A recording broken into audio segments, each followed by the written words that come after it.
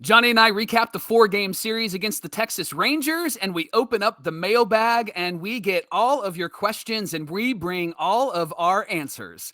You're Locked On with Mike and John, and this is Locked On Angels. You are Locked On Angels, your daily Los Angeles Angels podcast. Part of the Locked On Podcast Network, your team every day. And thanks for making Locked On Angels your first listen of the day. We're free and available wherever you get your podcast. You can share the pod with your friends by hitting the share button on Spotify, Apple Podcasts, or on YouTube and post it to your personal social media page. This will help others find the show. And today's episode is brought to you by Vroom.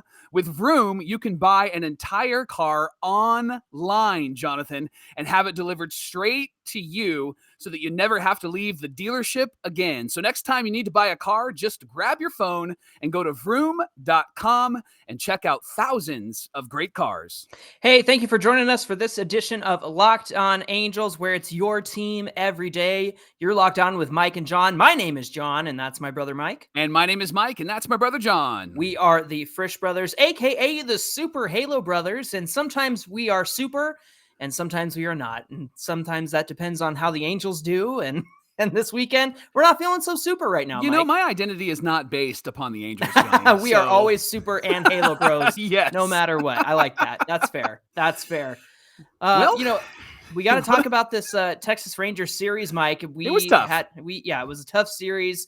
Played Thursday through Sunday. Yep. And while there were many opportunities to take some wins this weekend, we found ways to squander that, and that was really a shame. But can we talk about a quick highlight of this series, and let alone this last month? And that is Luis Rengifo is having himself a great month. And I imagine if it wasn't for Aaron Judge hitting a homer every single day, I feel like sometimes twice a day. Right, no kidding. I feel like Luis Rengifo would definitely be the player of the month if that weren't the case with Aaron Judge. But he's still got a shot at it, I think. But let me give you these stats here. Over July, from July 1st to the 30th, man, he's had 30 hits, 6 doubles, 1 triple, a home run, 10 RBIs, 5 walks, only 15 strikeouts. But check out these stats. He's batting .337, an on-base percentage of .379, slugging .461, and an on-base plus slugging of .840. And so he's even raised his batting average to .275. So that is a great improvement from Luis Rengifo, the kind of guy that we have been seeing in AAA, and those numbers just never really translated in the past, but it is great to see him translate those to the major league level. What do you think of Rengifo? He is putting it all together, and I've really grown to like him because he's been one of those players that I think Angel fans have been frustrated with because he hasn't put it all together. But you sharing those stats are pretty incredible because you said he had 30 hits in July. 30 hits in July. Yeah. And I'm looking at July 1st to July 30th. So it might not have counted the hit that he got in Sunday's game. So at least 30 hits. The entire Angel team only had 156 hits in July. They batted .199, John, the entire team. Like 20% or so? Yeah. Good grief. Quick math, right? They're the third team. This is a stat you don't want to ever have connected to you, but they're the third team since 1907 to do that. The 72 Mets batted .188 in July, and then the Rangers last year batted .198. So we're in elite company because we're terrible, but it wasn't because of Luis Rengifo. And Johnny, it wasn't because of Shohei Ohtani either, because Shohei actually had a really great weekend. And we did a segment on Friday on Locked On Angels where we talked about how to cheer for a losing team. So let's recap what happened Thursday to Sunday, and we're going to point out the highlights, even though we lost 3 of 4. So Game 1 was Thursday, and Shohei looked fantastic, didn't he? He struck out 11 over 6 innings. He did allow 2 runs, and it was a game where we had an opportunity to come back, but we didn't come back.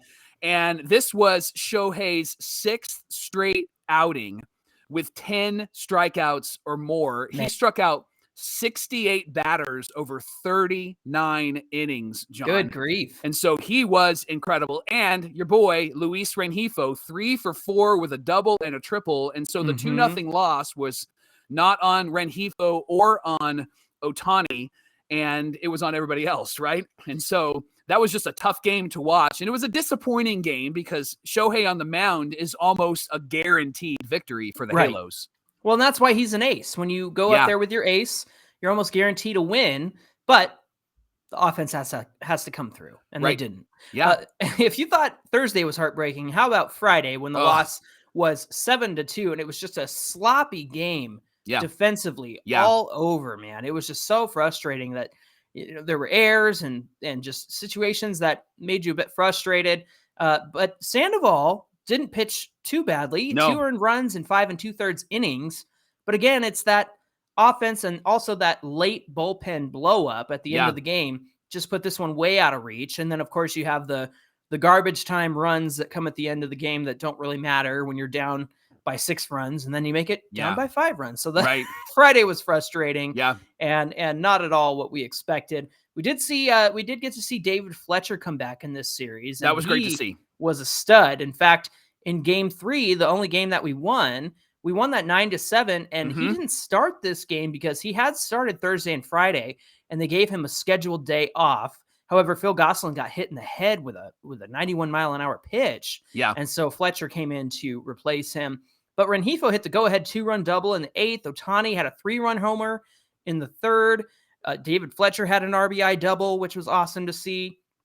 He picked up right where he left off because he hit a double in the first pitch he saw when he played in that first game. So that was great. Boy. And then Chase Silseth struggled. He gave up 5 earned runs in 4 innings pitched. And have you noticed the velocity dips as the game goes on with him? It was really bad too. I think it was almost concerning. Like, is there an injury there, or is there an arm issue there? Because it dropped, I think, 3 to 4 miles per hour from one inning to the next. And that's concerning whenever you see that, because it usually is an indication of some sort of injury or some sort of pain or something's happening inside the body. I just wonder if it's experience. And I think just kind of building up that muscle and that muscle memory. And for him, he's still a young guy. And so he's going to learn how to be more consistent over a few innings. But then they went to Touki Toussaint, who was called up and pitched in relief, and he actually pitched 4 innings in relief.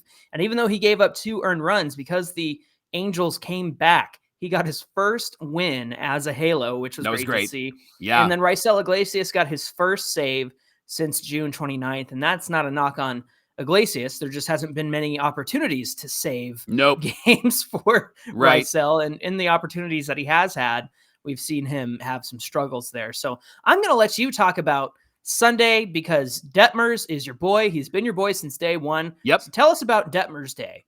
Reid pitched incredible. 7 innings, 3 hits, 2 runs, but just 1 earned run, 3 walks, and he struck out 12. He had an immaculate inning, John. He had a 9-pitch all-strike inning, and he K'd the side. He's the first rookie to actually pitch a no-hitter and have an immaculate inning all in the same season. And that was the thing that actually shocked me, was as they were talking about him today, he is a rookie. Even though he pitched last year, he didn't qualify. So he's a rookie, and he has really turned it on. I had Greg Maddux vibes from him on Sunday, because he's not going to overpower anybody, but he has really figured out how to throw his curveball and his slider, and he's really figured out how to keep them off balance. Tim Salmon said at the post-game interview at the end of the game, Salmon said that he loved what Detmers was doing because he kept changing the eye level for the batters, so they had no idea where it was coming and how it was going to hit the strike zone, if it was going to hit the strike zone at all. And so that was really exciting. And Detmers is one of those guys that you root for because our team is terrible, but he is not terrible. And I just loved watching him on Sunday, and I'm excited that he has really started to figure it out. Somebody tweeted out, I think it may have been Sam Blum or one of those guys tweeted out, that he has an ERA under 1.3 since coming back from AAA, and has struck out, I think, 4 or 5 more batters than he has innings pitched. He's really looked dominant out there. He looks like the guy that you can build a starting rotation around. Maybe he's a number 2 or a number 3, but he looks really good, and I was really excited to watch him on Sunday. Yeah, it feels good to have drafted somebody, and you're starting to see the ace caliber potential of Reid Detmers. Man, I know you said he didn't overpower anybody, but he did hit 95 on that fastball. Yeah, he had great velocity. Like yeah, that was great to see. And like Tim Salmon said, he's changing the eye level. And I mentioned this a few weeks ago after he came back from AAA. He has an out pitch now, and that is because he can play the fastball or the changeup or the curveball off the slider and start getting outs that way. So it's great to see Reid Detmers take that step forward, etch himself in the history books. And even though we didn't get the win, we should have got the win. But as long as we have Detmers in this rotation, I think that we are in good shape pitching wise. Well, those are our thoughts on the Angels. And coming up on Locked On Angels, we're going to get your thoughts and answer your questions because we're opening up the mailbag.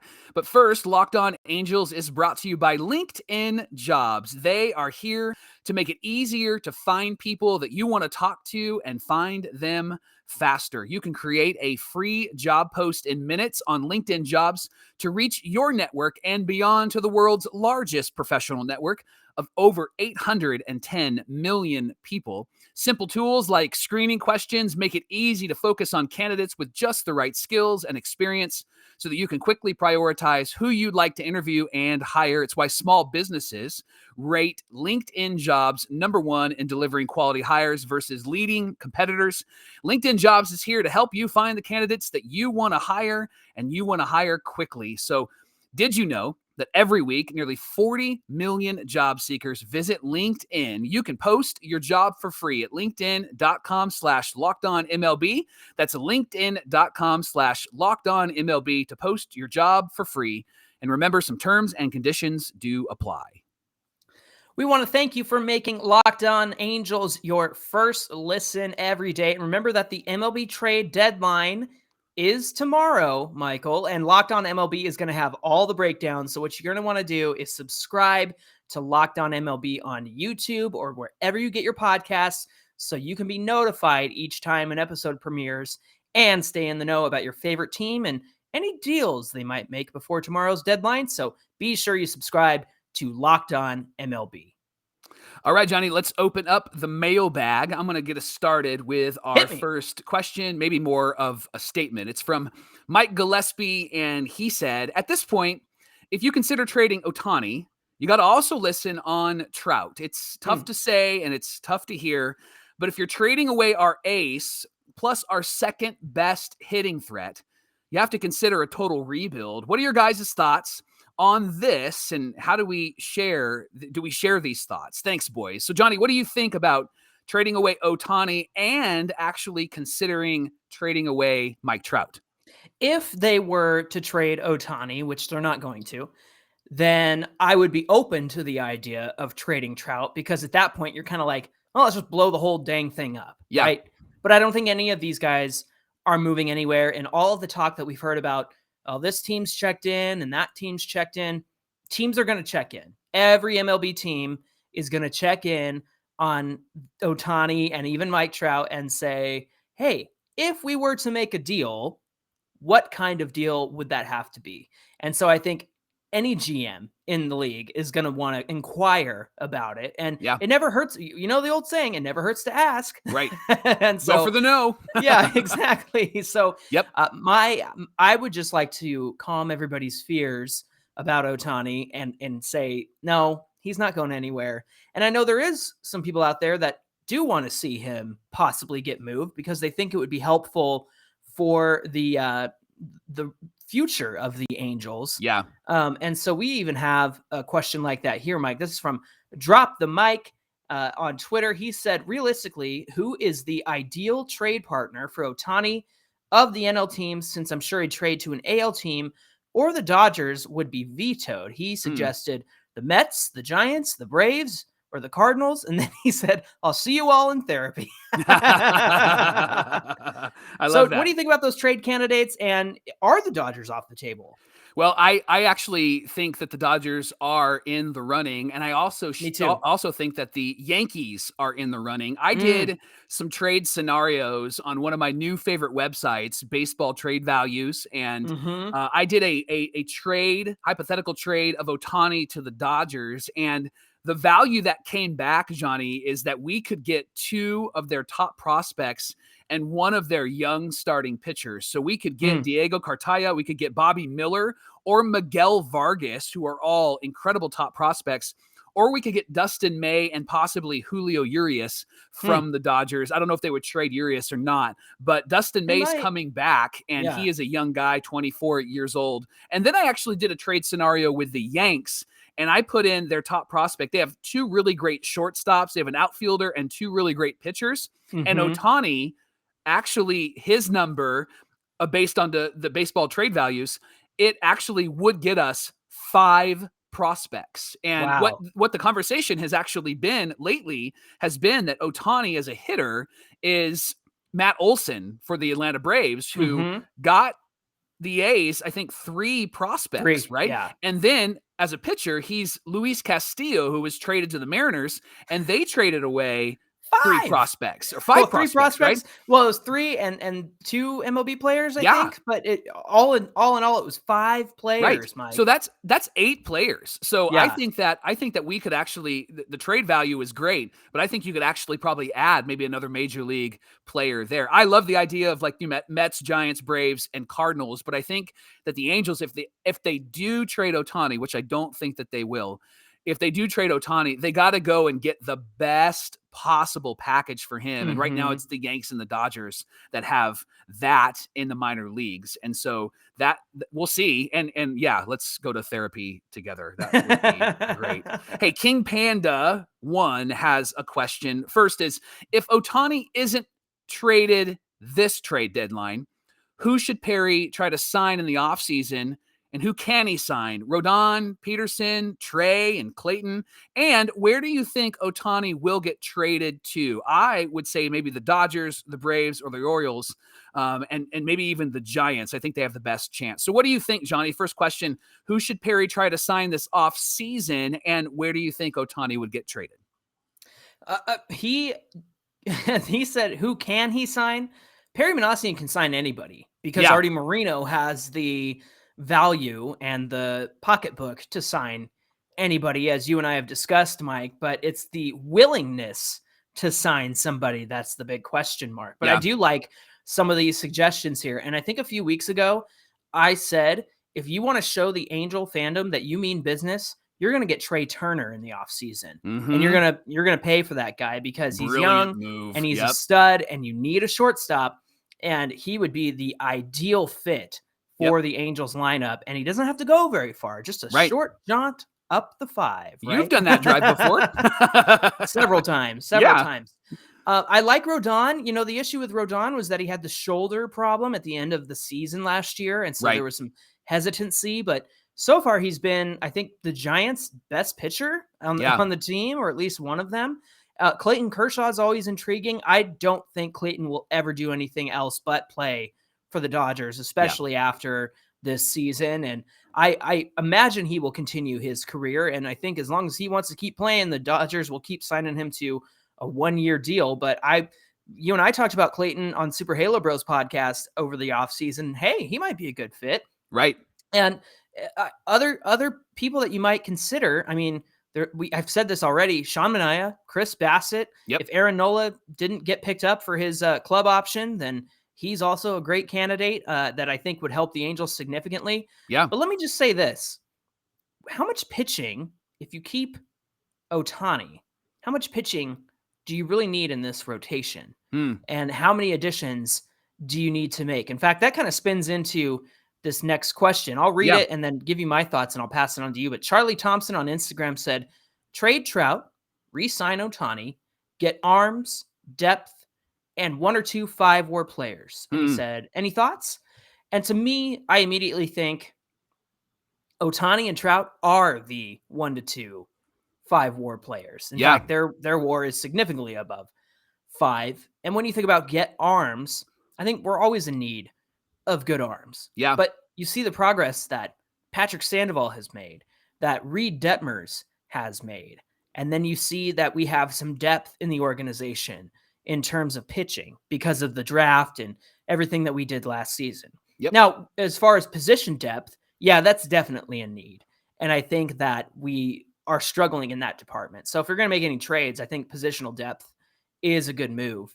But as far as trading Trout and re-signing Ohtani, I mean, Trout's the face of the franchise. I don't think he's going anywhere. Yeah. And again, I think we have a bright future in this rotation. And so really, with Ohtani, Sandoval, and Detmers, you really need a couple of other starting arms to come and help you, or you bring somebody up like a Kai Busch next season. But I really don't think the Angels are that many pieces away, Mike. What do you think?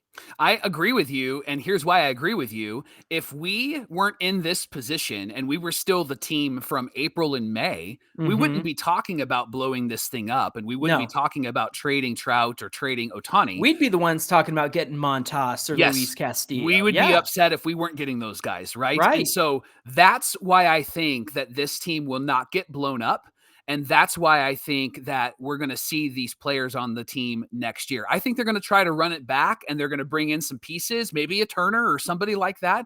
And I think Perry likes this pitching staff, John, because I think what we saw from Reid Detmers Sunday is an affirmation that they're actually developing and developing well. Even Patrick Sandoval has looked really good. And I know Chase Silseth struggled, but he'll go down and Buddy Carlisle will work on him and he'll come back up and it'll be fantastic. And so this is why I don't think there's going to be any major big trades, which answers the next question. 19 Rob Dog 91. I like that name. He said any big trades soon. I think that what we can expect is maybe a trade of maybe some bullpen pieces or a Noah Syndergaard trade. But I don't think that we're going to have too much activity. I'll be pleasantly surprised if there is a major trade, but I don't actually think that there will be a big trade coming up. Anything that would be like earth shattering for the Halos. What do you think?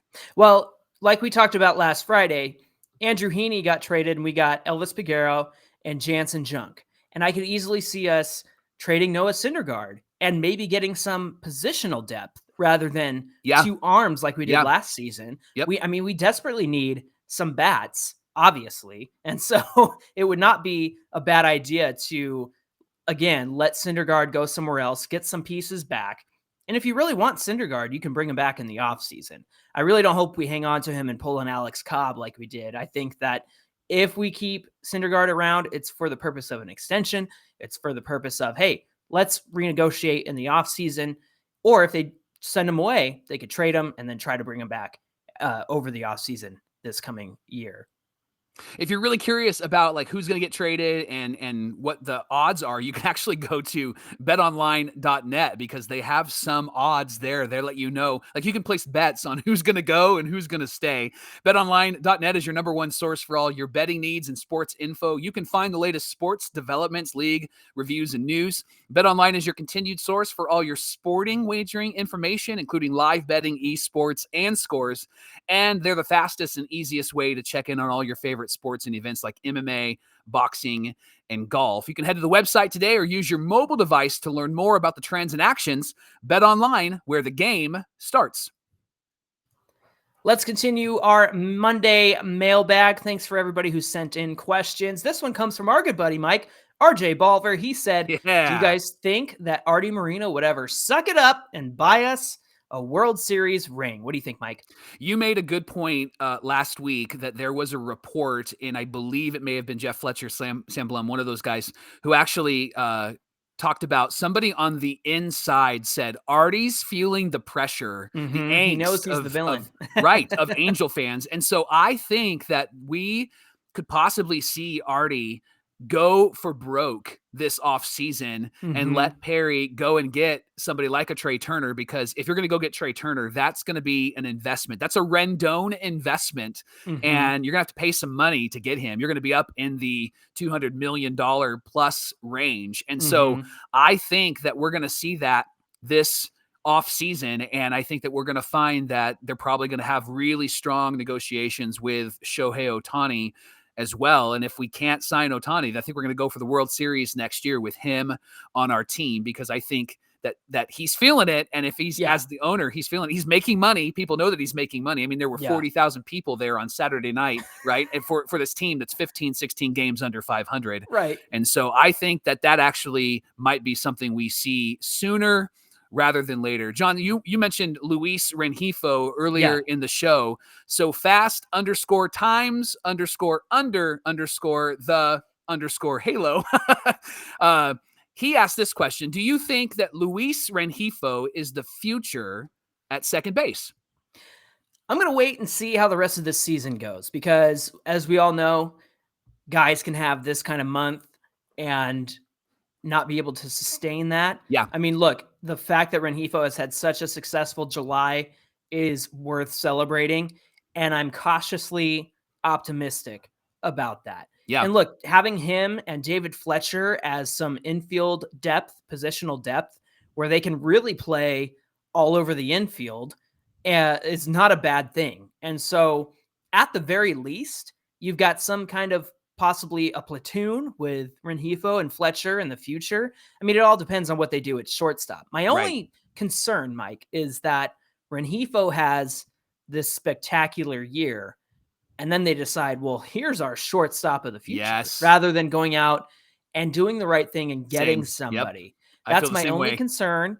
So I think that, yes, Luis Rengifo should be in the lineup at least 4 to 5 times a week, and perhaps switching off with David Fletcher at times, or if Rendon needs to get off his feet at third, he can have Rengifo. I mean, Rengifo and Fletcher are the definition of depth. Yep. And whether they're starting or not, I mean, they're great players to have in the infield. So I just think that I want to be cautiously optimistic before I say that Rengifo is the future of second base. But by all accounts, I mean, the dude is carrying the team right now. Him and Ohtani are carrying the offensive side. And then now that Fletcher's back, he's contributed as well. Hey, speaking of Fletcher, just Eric on Instagram said, it bothers me to think that Fletch wasn't supposed to be in the game on Saturday. And if Goss didn't get hurt, maybe we lose. And then he said, I liked Rengifo. He reminds me of Kayaspo. I thought that was kind of a good comparison. That is a good comparison. He's a stronger Kayaspo, in my opinion. Bottom line, Fletch and Rengifo need to be in the lineup every day, rotate Squid and Gosselin. What do you think about that, Mike? I think that we have to understand that Fletch had surgery, right? And so when you interact with these players, you're also interacting with their doctors and you're interacting with the medical staff, and they schedule days off. And so I think that they're trying to be very gentle with Fletch as he comes back, because what you don't want is what's happening to Mike Trout, where he's having to miss 2 or 3 weeks because he has to get a cortisone shot, and it takes a week for it to actually do something. And then it takes another week to actually start ramping up your baseball activities. And so I think they have to take it easy on him, John. I think they have to take it easy on his body. And because we're in a season where we're not going anywhere, I think they want to ease him back into the starting rotation of players. Definitely. So that we can have him at full capacity next year. Here's another question, Johnny, from Tally. And he says, or she says, Halo Bros, I'm so upset. Detmers, same, right? Detmers and Sandy were really good this weekend, but the offense was meh. That's been the season, right? Right. My thumbs go up to Rengifo and Ohtani for doing their best. The relievers are choking so much that I can't take it anymore. Just speechless. John, I think we could both respond and say that we are without speech as well, right? I am without speech. We are without speech. That's what the problem was with Sunday. It was like, how in the world Jose Quijada, who's got a 1 ERA, lets the bases get loaded. And I know that there were some annoying calls behind the plate from the umpire, but at the end of the day, there's no reason why he couldn't get the last 2 outs. And then you had to bring in Raisel Iglesias, and people were mad at Raisel for giving up the lead, but he came in with the bases loaded. Yeah. And in reality, if that's a clean inning and that first guy hits a double, nobody scores. Right. He's out of it. Yep. He's out of it. And so it's frustrating that they brought in Raisel to mop up for Quijada when Quijada has been really good. So he just had a bad outing, and it just goes to show, like, what is with our bad luck? I know. It's so terrible. It's so frustrating to watch. So we feel you on that one. Yeah, it's just a meh, right? Yeah. It's Claudia Rose on Instagram said, any idea when Archie Bradley will be back considering his injury during the brawl in June? Mike, I can answer this one pretty quickly. Yeah. He's on the 60-day injured list. They said he wouldn't be starting a throwing program for at least 4 weeks, and that was back on June 28th when they put him on the IL. And so now is when he should be starting that throwing program. But I would say beginning of September, he's not going to be the impact player that he was throughout the season because he's not going to be back till much, much later, unfortunately. And that's the cost of doing business with the Mariners and getting into a brawl, I guess. But how about the next question, Mike? This one's from Just Eric. Walsh is really struggling. Any thoughts? Maybe send him down for Rojas, or think maybe we can get somebody else. Maybe Rojas is the guy that we could replace him with, or the best guy. Johnny, I think that Walsh is just kind of experienced what happens when you get stuck in an environment that's just terrible, right? Yeah. He's like the ripe fruit that got sat in the fruit basket next to the one with the bruise on it. Yes. And I think that's what happened with Walsh, right? He just has really struggled. I even went to Baseball Reference today to look at his stats from last year. Guy had 25 plus home runs and 98 RBIs. He hit 270. I think that's who he is, because the year before in the 2020 season, he had 9 home runs and he hit 290. I think that's who he is. And I think what we're finding this year is somebody who's pressing. Think David Fletcher last year, who was batting cleanup at one point and had to hit outside of his abilities and outside of his shoes. I think that's what's happening with Walsh. And the reality is, and I know you'll love this, is I don't think Rojas is a solution at all. I think he's the epitome of a AAA player. Quad A player. Yeah, I think he's one of those guys that you bring up in an emergency. And he's having a great AAA season, but we've seen that with a lot of our guys. And when they come up, they just don't produce. And Walsh is the future at first base until he's not. And I don't think that Rojas would be a great solution there. You know, who they should bring up is Sonny DeShera, who has really torn it up in his first 2 games at the baseball level, wherever he's hitting. He's got like Sonny 8 hits or something like that. Bring me some Sonny D. Can you imagine he's drafted in June or July, and then he plays 4 games, and then he's in the majors? That'd be hilarious. Unreal. Look, you know I'm not the biggest Jose Rojas fan, but listen to this. He's got a 19-game hit streak going on right now. Wow. He's got 10 homers, 24 RBIs, and a 1.358 OPS. And that's fantastic. Good. That's good. It never, ever translates to the majors. Now, I will give him this. And we're still not going to bring him up. Yeah, right. He is an extra base hit machine. Like he hits doubles all the time. Yeah. But that's when he makes contact, right? And in terms of who I would have brought up, I would have said Trey Cabbage, but apparently he's had a broken forearm since the end of May. And so he's going to be out for 3 or 4 months. So, man, he was on a tear in AA on the Trash Pandas before he got hurt. So he's somebody that I would have loved to have seen come up. I mean, him and McKinnon are the 2 first baseman options that you have. And I really wish we could have seen some Trey Cabbage, but hey, I'm with you. How about some Sonny D? Heck yeah. Bring him up.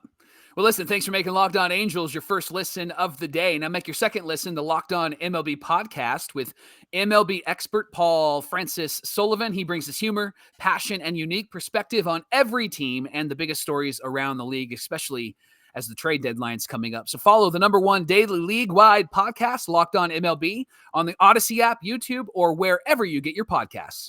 Hey, thanks to everybody who sent in some comments or questions at Locked On Angels on Twitter, and of course, Super Halo Bros on Twitter and Instagram. Be sure you give those 2 a follow so that we can connect with you and hear any thoughts and questions you might have. Mike, what do we have on deck for tomorrow's show? All right, we're going to ask a really important question about Raisel Iglesias, John. We're going to ask this question. Did we see prime Raisel last year? And that this year is his variant and it's not actually him? We're going to talk about that and why he's so different this year compared to last year. That's tomorrow on Locked On Angels. That sounds like a good conversation, one that I think all Angel fans are going to be curious. So be sure to come back here tomorrow for more Locked On Angels. Until then, my name is John, and that's my brother Mike. And my name is Mike, and that's my brother John. And we'll see you right back here tomorrow for more Locked On Angels.